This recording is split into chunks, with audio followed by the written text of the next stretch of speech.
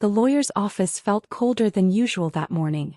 Maybe it was the air conditioning, or maybe it was the icy stares from my family as we gathered for Grandpa Henry's will reading.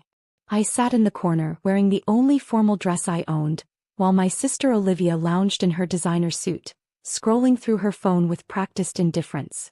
And to my granddaughter Olivia, Mr. Patterson read, adjusting his wire-rimmed glasses, I leave the family mansion on Sterling Drive, along with its contents and the sum of $2 million. Olivia's perfectly manicured hand flew to her chest in theatrical surprise, though we all knew she'd been counting on this. My parents beamed with pride, as if her inheritance was somehow a personal achievement. And to my granddaughter Sarah, the lawyer continued, and suddenly all eyes turned to me. I straightened in my chair, trying to ignore the pitying looks. I leave storage unit number 247 at Riverside Storage Facility, along with its contents. The room erupted in poorly concealed laughter. My father didn't even try to hide his smirk. Well, that's fitting, he said, exchanging knowing looks with my mother.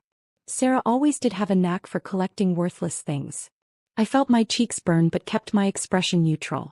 For the past 10 years, I'd worked as an antique appraiser while my sister climbed the corporate ladder. In my family's eyes, this made me the failure, the disappointment, the one who couldn't live up to her potential. This is a joke, right? Olivia laughed, finally looking up from her phone. I mean, a storage unit? Grandpa must have been going senile at the end. The will is quite clear, Mr. Patterson stated firmly. Unit number 247 and all its contents belong to Sarah. My mother touched my arm with false sympathy. Darling, if you need help clearing it out, we can hire someone. It's probably just full of Grandpa's old junk anyway. I pulled away from her touch. I'll manage.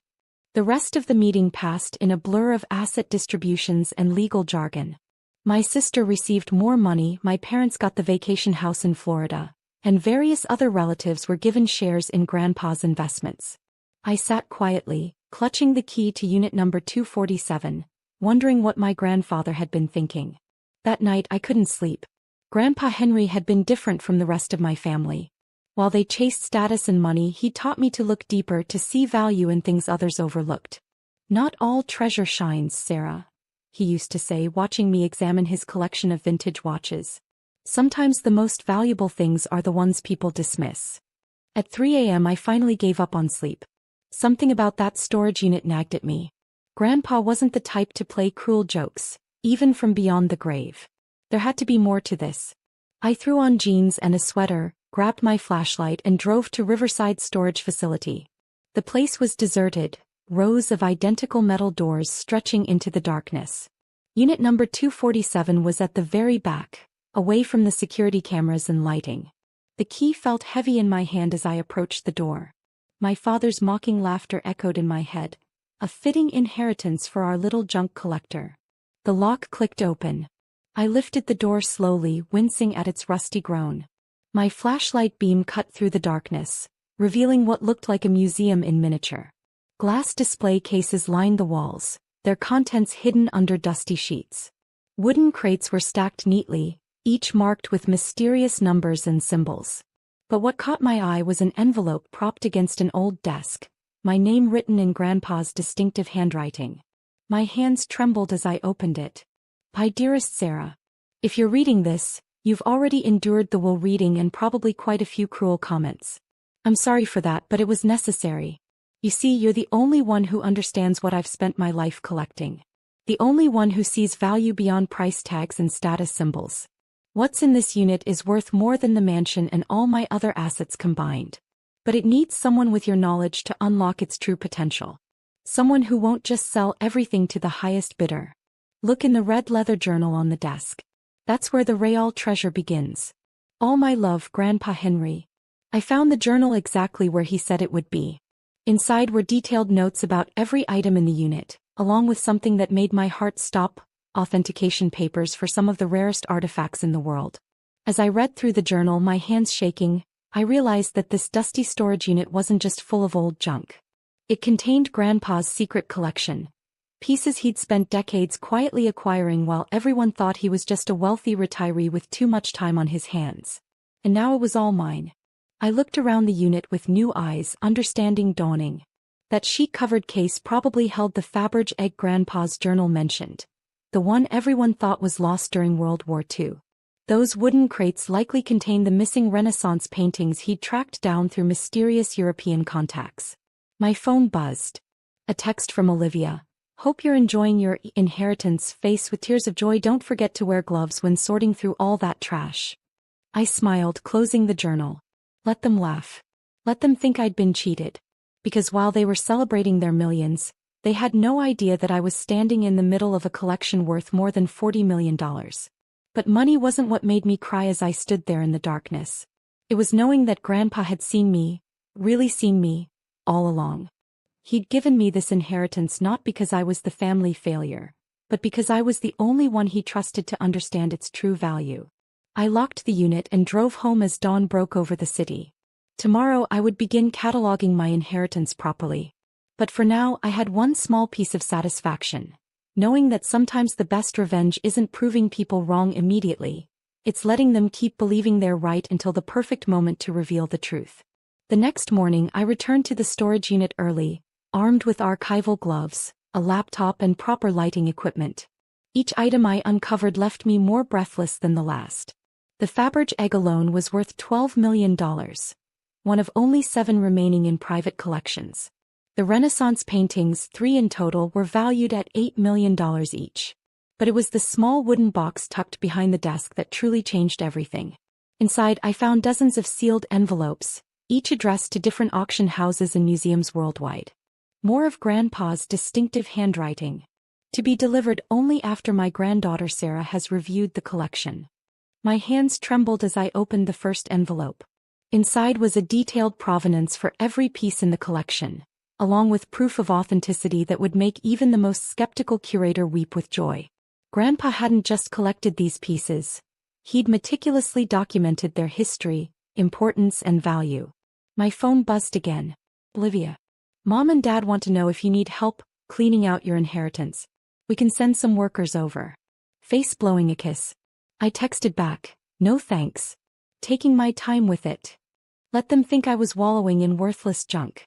The truth would be so much sweeter when it finally came out. Over the next few weeks I worked in secret, cataloging every piece. During family dinners I endured their constant jabs. Found anything valuable yet? My father would ask, barely containing his smirk. Just old memories, I'd reply, watching him exchange knowing looks with my mother. Olivia was worse. She'd already moved into the mansion, throwing lavish parties to show off her new status. She even invited me to one, to give you a break from all that dust. I declined, claiming I was busy with work. In reality, I was meeting with museum curators and auction house representatives, all of whom nearly fainted when they saw the collection's documentation. This is unprecedented, the curator from the Metropolitan Museum of Art whispered, handling the Faberge egg with trembling hands. We thought this piece was lost forever. How did your grandfather? I smiled, remembering all those weekend trips with Grandpa that my family had mocked. He had a gift for finding hidden treasures. The first auction was scheduled quietly, featuring just one piece, a previously unknown Van Gogh sketch. The art world buzzed with excitement. My family, absorbed in their own supposed success, noticed nothing. Then came the morning of the auction. I sat in the back wearing sunglasses and a hat, watching as the bidding started at $2 million. Within minutes it passed $5 million. When the gavel finally fell at $8.7 million, I slipped out quietly, smiling. That evening, my parents hosted a family dinner to celebrate Olivia's latest promotion. I arrived last, taking my usual seat at the far end of the table. Sarah, darling, my mother said with false sweetness, we heard about that amazing Van Gogh discovery on the news. Sold for almost $9 million. Imagine having something like that. Must be nice, Olivia added, sipping her champagne. Instead of sorting through old junk in a storage unit. I took a slow sip of water. Actually, I've been meaning to talk to you all about that storage unit. Finally ready to admit Grandpa played a cruel joke? My father laughed. Not exactly. I pulled out my phone, bringing up the auction results. You see that Van Gogh that sold today? It came from my worthless inheritance. The silence was deafening. Olivia's champagne glass froze halfway to her lips. That's not possible, my mother stammered. Oh, but it is. I smiled, scrolling through photos on my phone. Just like the Faberge egg going up for auction next week. Starting bid, $12 million. And the 3 Renaissance paintings the Louvre is interested in acquiring. They're offering $24 million for the set. My father's face had gone pale. You're lying. Henry would never. Grandpa spent decades building this collection in secret, I said, enjoying every moment. He gave it to me because he knew I'd understand its true value. While you were all laughing at the worthless storage unit, you never bothered to look inside. Olivia stood up so quickly she knocked over her champagne. This isn't fair. I got the mansion. I was supposed to get the valuable things. The mansion's worth what, $5 million? I asked innocently. My worthless inheritance is currently valued at over $40 million. And that's just what we've authenticated so far. You have to share it, my father demanded, his voice shaking. We're family. Family. I laughed. Like when you shared your vacation home. Or when Olivia shared her inheritance. Or how about all those times you shared your support and respect? That's different, my mother protested weakly. You're right, it is different. I stood up, gathering my things. Because I'm not just here to tell you about my inheritance. I'm here to make an announcement. I've established a foundation in Grandpa's name. Most of the proceeds from the collection will fund scholarships for art history students and restore historical artifacts to their rightful owners. You can't do this. Olivia shrieked. I already have. After all, it's my inheritance to do with as I please. I headed for the door, then turned back one last time. Oh, and Olivia, you might want to reconsider those renovations you're planning for the mansion. I happened to find some interesting documents in the storage unit. The house has historical protection status. Any unauthorized changes could result in serious fines. I left them sitting there, their perfect family dinner ruined. Outside, I looked up at the stars, thinking of Grandpa. He taught me that true value isn't always obvious, that sometimes the greatest treasures are the ones others overlook. The next morning the calls started. First my parents, then Olivia, then various relatives, all suddenly interested in reconnecting and healing the family divide. I let them all go to voicemail. Instead, I drove to the storage unit one last time.